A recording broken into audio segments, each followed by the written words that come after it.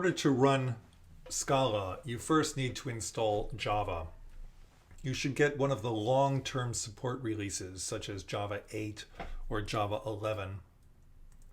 Then you can install Scala. We're actually going to install the Scala build tool, which allows us to work with command line Scala.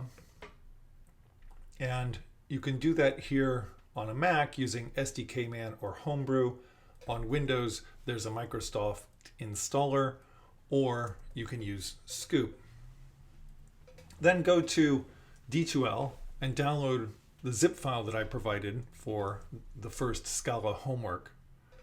And you can look at the README that's provided there.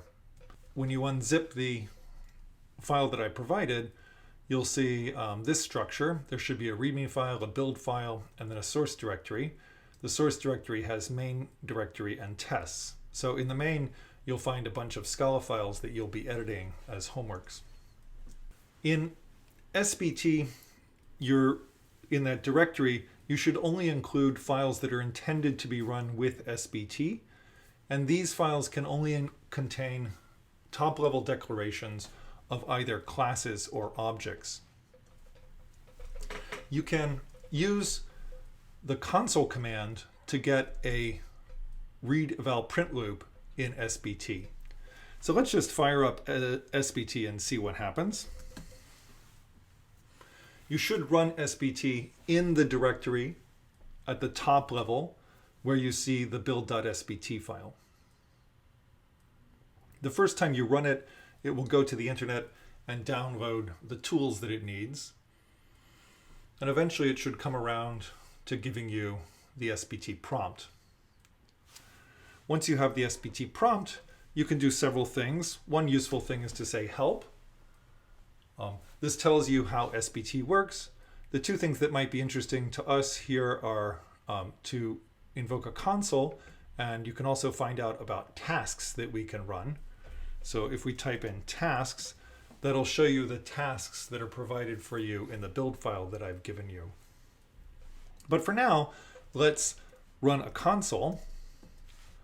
And you'll see that when Scala starts up or SBT starts up the console, it's actually going to go ahead and compile all of the files that you have in this SBT directory so that you can use them. So it's important not to put junk files in there.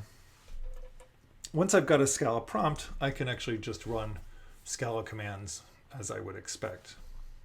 You can use command quit. You can also use Control D. And note that up arrow and down arrow work, and they're context sensitive, so it knows whether I'm in the console or whether I'm in the SBT interpreter.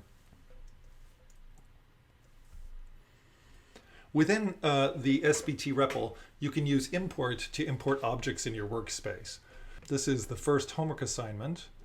The first homework assignment, FP1, contains a single object called FP1, and it has some definitions such as the factorial function here. So if you want to play around with these definitions, you can import FP1.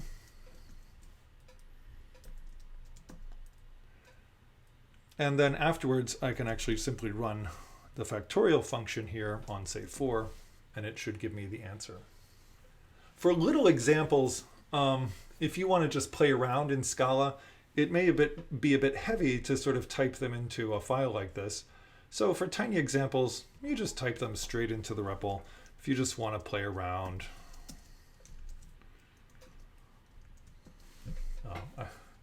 Ho, ho, ho. But for larger examples, you can do one of two things. You can either put them into an object, as in the homework files. But some of the examples I'm going to give you are really just intended to be typed into the command line interpreter. In other words, they don't have an object or a class wrapper. And so it's kind of convenient to have a separate file to mess around with. I use a file called X in my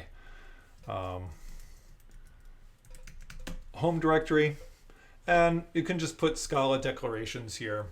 And the nice thing is here, they don't have to be object or classes. They can just be values. They can be functions. And what you can do then is to paste that file. And what it does is it simply reads in those commands as though they had been typed in at the keyboard. This is a very handy sort of facility. Note one thing there that I used Control R to go backwards searching through things that I have typed in the past. That's very handy. It's also nice because the Scala and SBT command lines here remember from one session to the other the things that you've typed in. So even if you come back several days later, you can find that thing. If you want to see what Scala is actually doing and how it's compiling your code, you can see this really easily using the built-in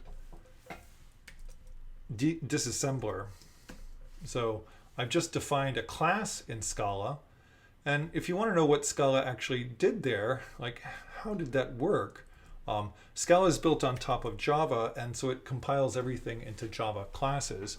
And you can sort of see what's happened here by disassembling that output. So here we have the class C with a field X and an accessor method. You can also find the interpretation of just whatever is the last thing you typed in. So if I type in something at the console, I can then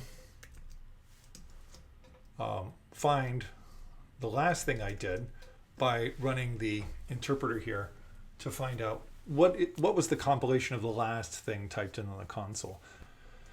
So again, though, when I declared this X, what I declared here is actually a method called X, which returns the constant 1.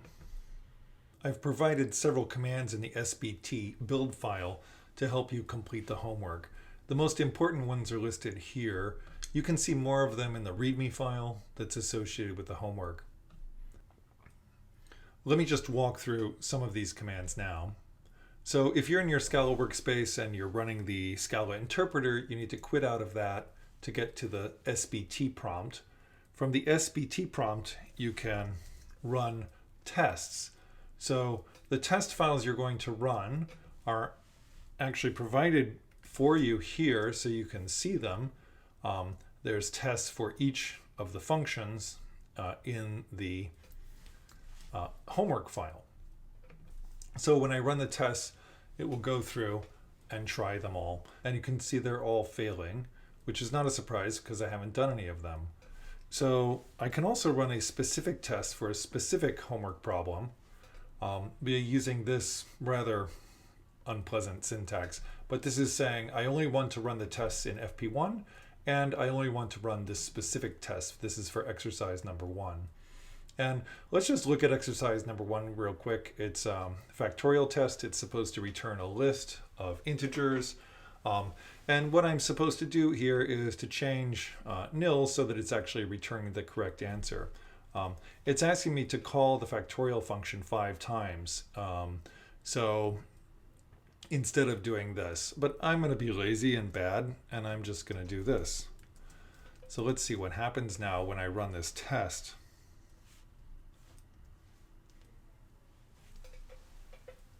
You can see I'm now passing. Yay, that's great. Now note that this is passing the test, but it won't actually get you any credit. So to get credit for this assignment, you're actually required to do what it says, which is to call the factorial function 5 times. So I'll just do it once here. I'm still passing the test, but I need to go ahead and edit this to get credit for that problem. So one other handy facility of SBT is the ability to run tasks repeatedly. So if you put a tilde in front of a file, what it'll tell you is that it is run those tests, and now it will monitor the source file to see if anything changes. So let me just restore this file back to where it was. And you can see when I save here, SBT has gone back to failing 10 tests.